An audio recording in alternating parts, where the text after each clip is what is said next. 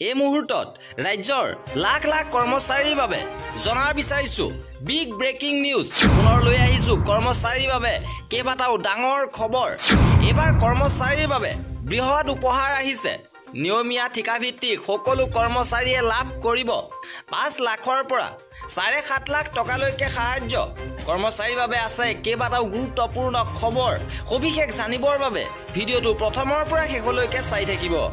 প্ৰথমে জনাৰ বিচাৰিছো কন্টেক্সুৱেল কৰ্মীসকলৰ বাবে বিশেষ খবৰ আহিছে অসম ৰাজ্যিক গ্ৰামীণ জীৱিকা অভিযান ASRLM সৰ্বশিক্ষা অভিযান SSA ৰাষ্ট্ৰীয় স্বাস্থ্য অভিযান NHM আদিৰ দৰে সংস্থাবোৰে চৰকাৰৰ অগ্ৰাধিকাৰপ্ৰাপ্ত খণ্ডৰ কাম-কাজ সম্পাদনত গুৰুত্বপূৰ্ণ ভূমিকা পালন কৰে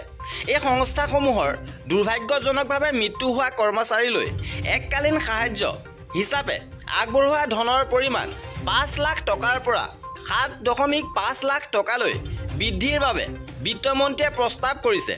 আৰু ইয়াৰ বাবে পৰ্যাপ্ত পৰিমাণৰ পুঁজি বাজেটত ধাৰ্য কৰা হৈছে এবাৰ জনাব বিচাৰিছো নিয়মীয়া কৰ্মচাৰীসকলৰ বাবে গুৰুত্বপূৰ্ণ খবৰ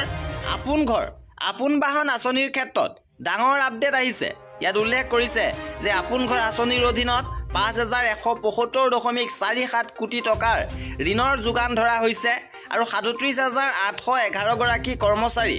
উপকৃত হৈছে আৰু ঋণ গৃহৰ সুদ ৰেহাইৰ বাবদ 488.76 কোটি টকা প্ৰদানেৰে চৰকাৰ দায়বদ্ধতা প্ৰতিষ্ঠিত কৰা হৈছে আৰু আগন্তুক বৰ্ষটো এই আঁচনিখন অব্যাহত থাকিব বুলি বিত্তমন্ত্ৰীয়ে ঘোষণা কৰিছে আৰু ইয়াৰ বাবে 110 কোটি টকা ধাৰ্য কৰা হৈছে আৰু যোৱা বৰ্ষৰ বাজেটত দিয়া প্ৰতিশ্ৰুতি অনুসৰি চৰকাৰখনে আপোন বাহন আঁচনিখন প্ৰৱৰ্তন কৰিছে